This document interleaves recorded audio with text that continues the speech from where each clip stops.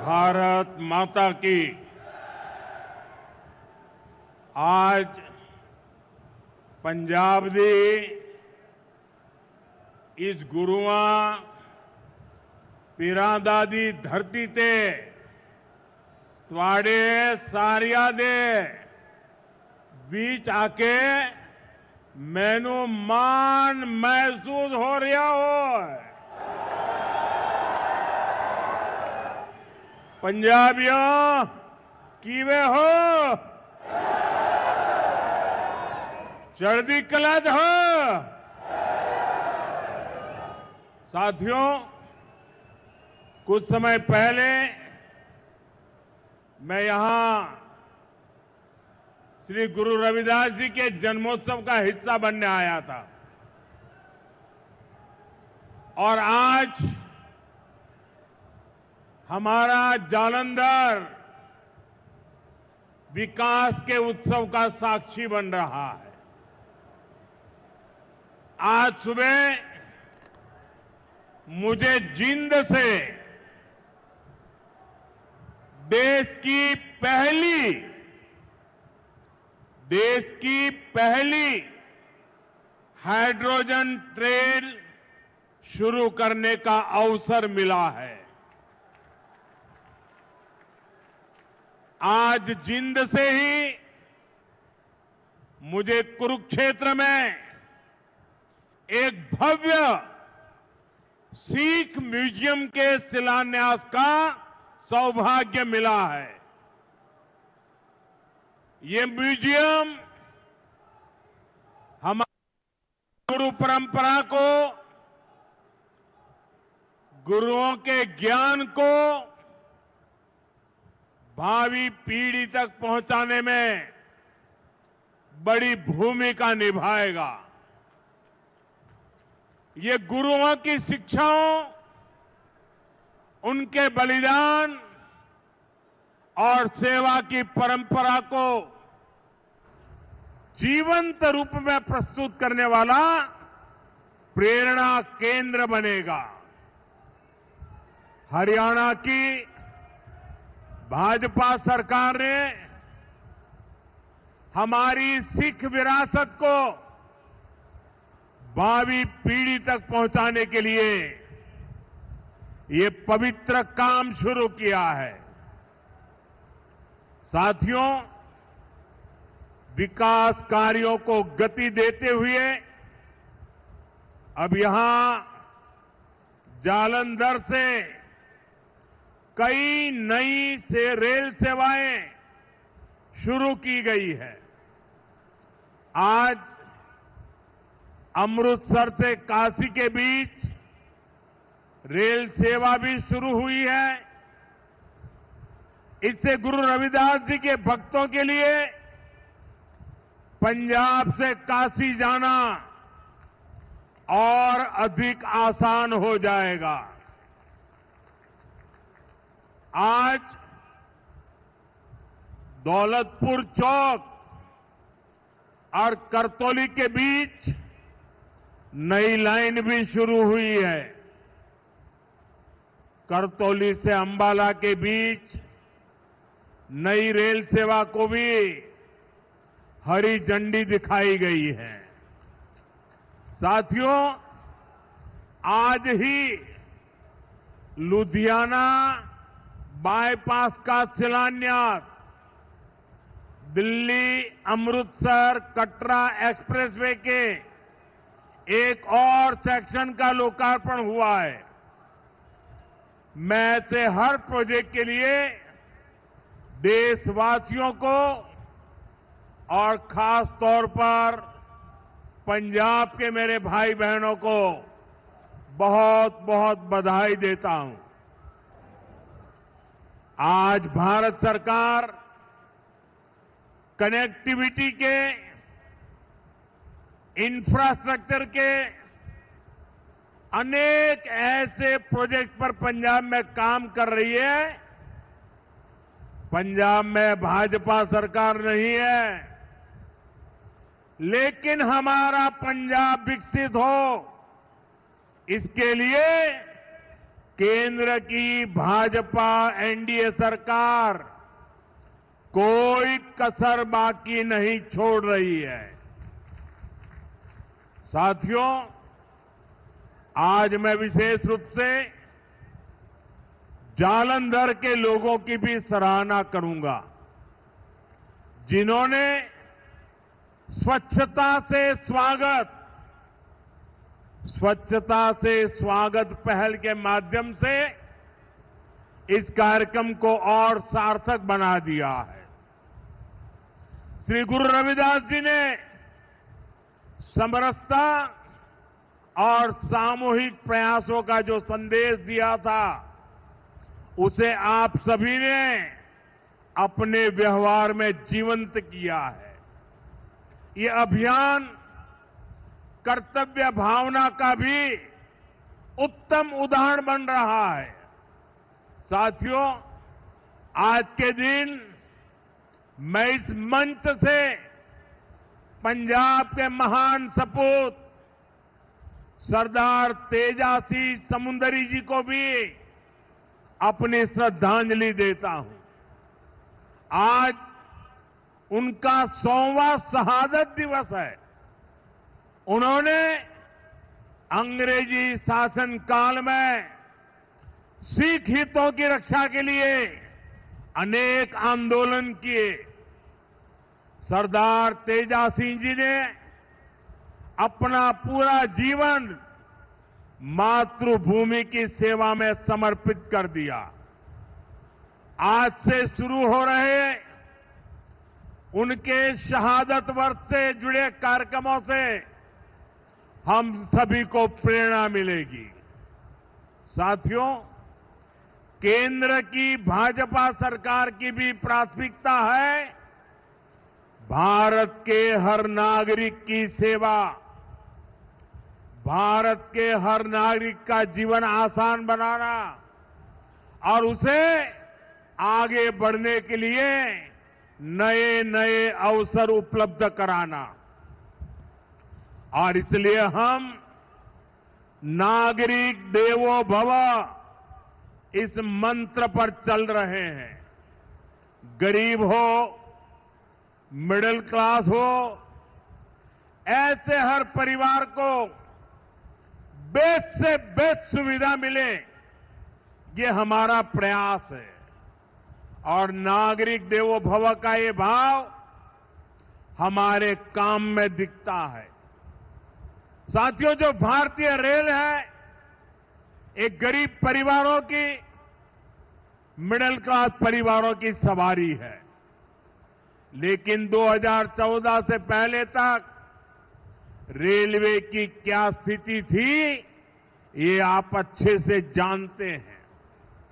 कांग्रेस सरकार नई ट्रेनों की झूठी घोषणा करके आराम से बैठ जाती थी।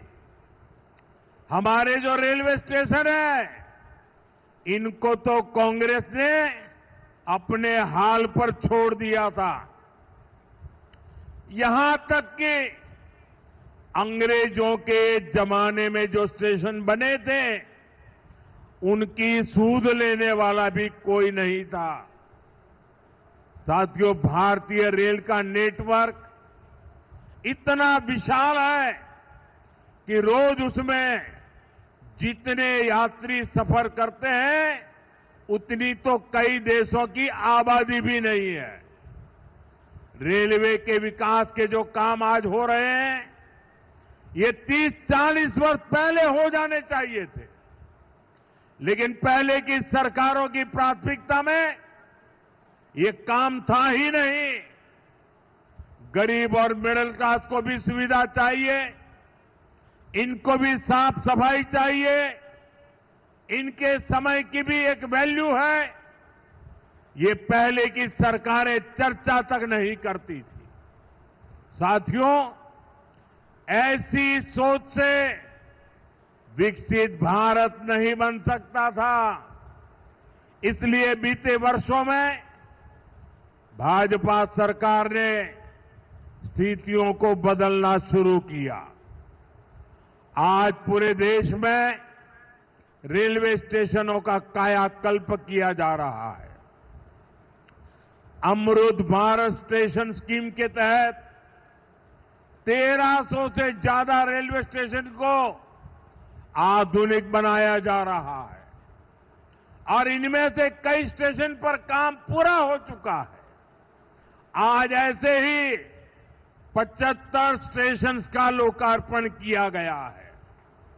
साथियों, जब आप यहां जालंधर कैंट स्टेशन में जाएंगे तब आपको एहसास होगा कि वाकई हमारा देश विकसित राष्ट्र बनने की ओर बढ़ रहा है।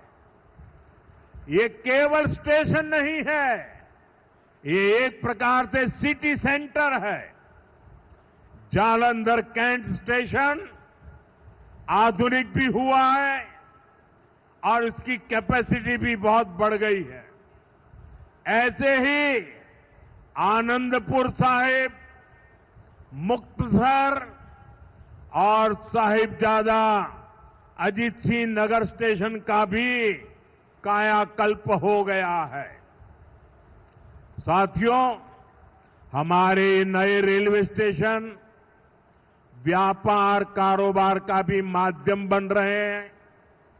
यहां जो लोकल कारीगर है, विश्वकर्मा साथी है, महिलाओं के सेल्फ हेल्प ग्रुप्स हैं, उनके उत्पाद स्टेशन पर बिक सके, ऐसी व्यवस्था बनाई गई है।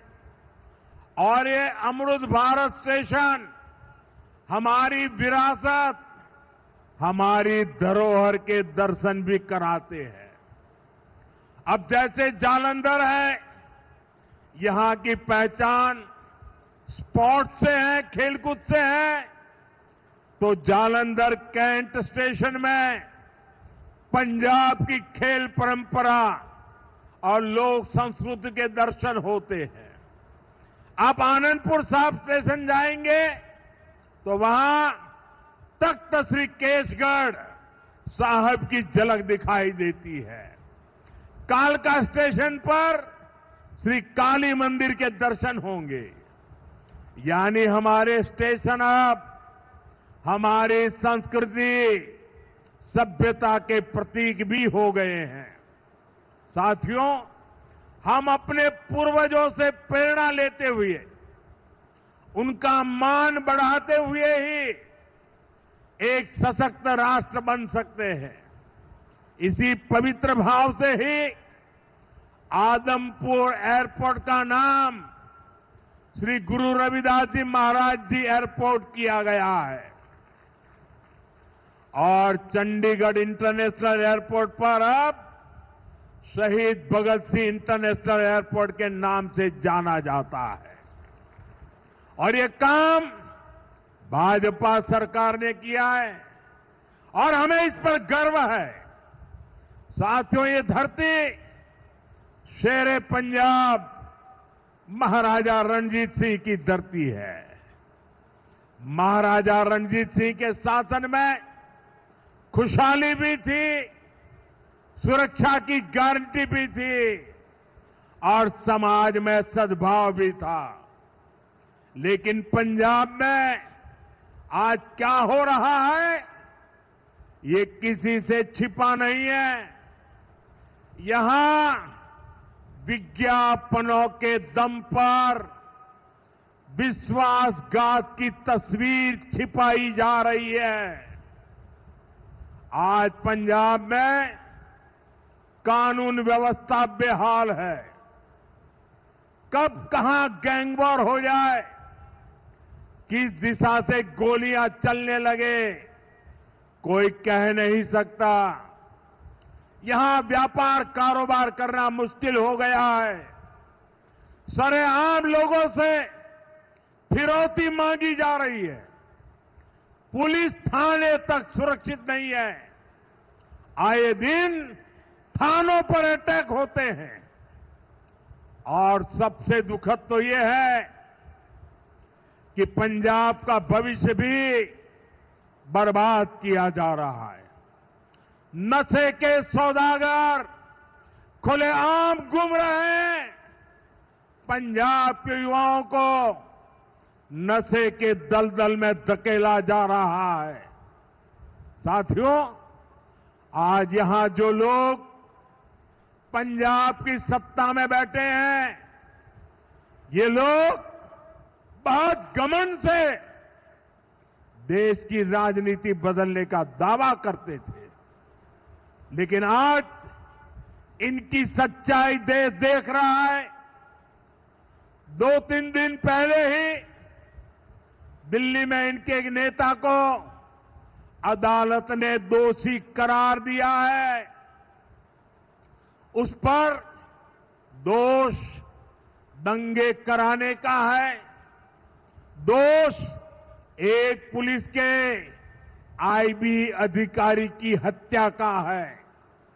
और इन लोगों की बेशर्मी देखिए, अदालत ने सबूतों के आधार पर फैसला दिया, लेकिन ये लोग कोर्ट के फैसले पर सवाल उठा रहे हैं। ये लोग अदालत के फैसले भी मत मजहब उसमें भी ढूंढ रहे हैं, क्योंकि इनके वोट बैंक का सवाल है। साथियों, कुछ दिन पहले ही गुजरात में इनके एक एमएलए को कोर्ट ने 7 साल की सजा सुनाई है। ये सजा सरकारी अधिकारियों पर हमले और वसूली के मामले में सुनाई गई है। वसूली, उगाही, अवैध कब्जे, ये सब इनकी राजनीति का ट्रेडमार्क बन चुके हैं।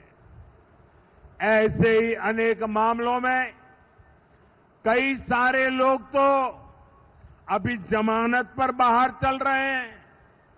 यहां पंजाब में ही देखिए, जिसको स्वास्थ्य मंत्री बनाया उसको घूसखोरी के चलते बर्खास्त करना पड़ा।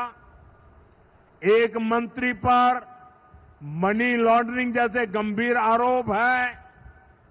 इनके एमएलए घूस लेते हुए रंगे हाथ पकड़े जा रहे हैं। ऐसे गिनते जाएंगे तो इनकी सरकार और इनकी पार्टी में कम ही लोग मिलेंगे जिन पर कोई दाग न हो। साथियों, जनता की सेवा का काम साफ नियत से होता है, ईमानदारी की भावना से होता है। लेकिन आज जो पार्टी पंजाब में सरकार में है, उसकी ना नियत साफ है और ना ही वो ईमानदार है। उसकी पहचान ही कट्टर बेईमान पार्टी की है। साथियों, केंद्र सरकार अपनी तरफ से हर संभव प्रयास कर रही है कि पंजाब की जनता को केंद्र की हर स्कीम का लाभ मिले, लेकिन कट्टर बेईमान पार्टी की सरकार में यहां लूट का खुला खेल चल रहा है। बीते 12 वर्षों में केंद्र से पंजाब को लाखों करोड़ रुपए भेजे गए। इस पैसे से गांव के रास्ते बनते, नहरें बनती, मंडियां बनती, लेकिन पंजाब सरकार ने उस पैसे को सही जगह खर्च नहीं किया। और बड़ी बात यह है कि ये लूट कर्ज के पैसे पर भी चल रही है। पंजाब के नाम पर कर्ज लिया जा रहा है। पंजाब का बजट कर्ज का ब्याज चुकाने में लग रहा है और यहां राज्य सरकार चला रहे लोग उस पैसे पर मौज कर रहे हैं। साथियों, आज हालत यह है कि पंजाब में विकास का हर काम ठप है। सिर्फ भारत सरकार की योजनाओं पर अपने नाम का स्टिकर लगाकर बेचा जा रहा है। आयुष्मान आरोग्य मंदिर जो पूरे देश में चल रहे हैं, उन पर यहां अपना स्टिकर चिपका दिया। पूरे देश में 5 लाख रुपए तक का मुफ्त इलाज देने वाली आयुष्मान भारत योजना चल रही है। यहां उसके साथ भी खेल खेले जा रहे हैं। साथियों, पंजाब का सामर्थ्य अद्भुत है। यहां के किसानों में, यहां के नौजवानों में बहुत क्षमताएं हैं। पंजाब तेजी से विकसित हो सकता है। इसके लिए यहां भाजपा की डबल इंजन सरकार जरूरी है। आप सभी के सामने बीजेपी की राज्य सरकारों का उदाहरण है। जब से दिल्ली में डबल इंजन सरकार बनी है, तब से दिल्ली के विकास को नई गति मिली है। आपके पड़ोस में हरियाणा है, वहां बीजेपी की डबल इंजन सरकार किसानों को 24 फसलों पर एमएसपी देती है। पंजाब में किसानों को सिर्फ धोखा दिया जा रहा है। केंद्र और हरियाणा सरकार कर्मचारियों को 60% डीए दे रही है। यहां 60% तो छोड़िए, जो मिल रहा है उसकी भी कोई पक्की गारंटी नहीं है। कर्मचारियों को अपना हक पाने के लिए भी धरना देना पड़ता है। और बहनों बेटियों की पीठ पर तो इन्होंने छुरा भोंका है। बड़ी बड़ी बातें करके वोट तो ले लिया, लेकिन पूरे 50 महीने चुप रहे। वायदे की याद तक नहीं आई। अब तक बहनों के खाते में 50,000 रुपया आ जाने चाहिए था, लेकिन बहनों को सिर्फ झूठ मिला। और साथियों, पंजाब में जो कांग्रेस पार्टी है, उसका भी अपना ही रोना धोना चल रहा है। पंजाब में कांग्रेस में कुर्सी का किस्सा ही खत्म नहीं हो रहा। ये इसलिए नहीं लड़ रहे कि पंजाब का हित कैसे होगा। इनकी लड़ाई इसलिए है कि इनकी जो कुर्सी है वो किसके पास रहेगी। और साथियों, अकाली दल का भी यही हाल है। वो भी अपने ही स्वार्थों में उलझे हुए हैं। उनको भी पंजाब के लोगों की कोई परवाह नहीं है। साथियों, पंजाब में असली बदलाव भाजपा ही ला सकती है। पंजाब को विकसित बनाने का काम भाजपा ही करेगी। पंजाब को आत्मनिर्भर बनाने का काम भाजपा ही करेगी।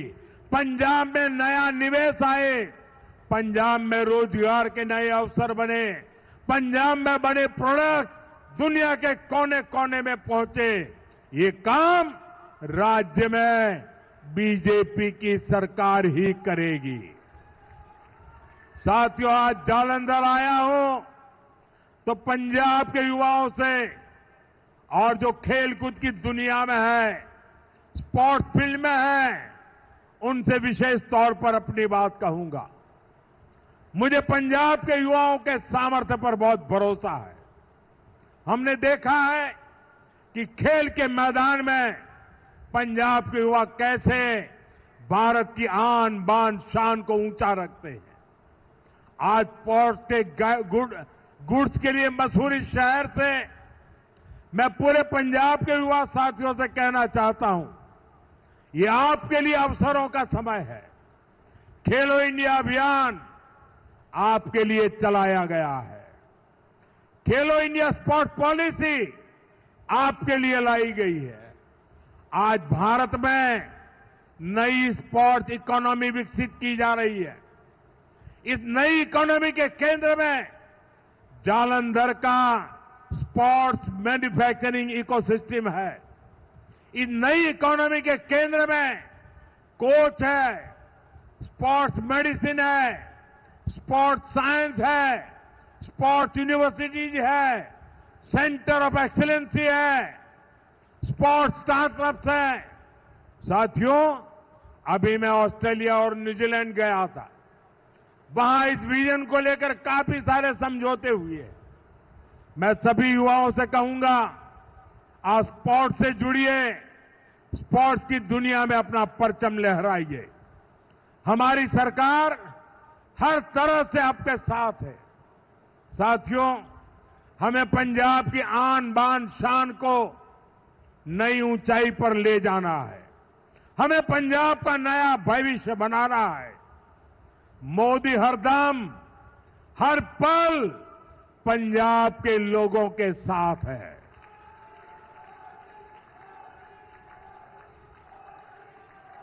साथियों, फिर एक बार सभी मेरे पंजाब के भाई बहनों को इन विकास कार्यों की बहुत बहुत शुभकामनाएं। मेरे साथ पूरी ताकत से बोलिए, भारत माता की, भारत माता की।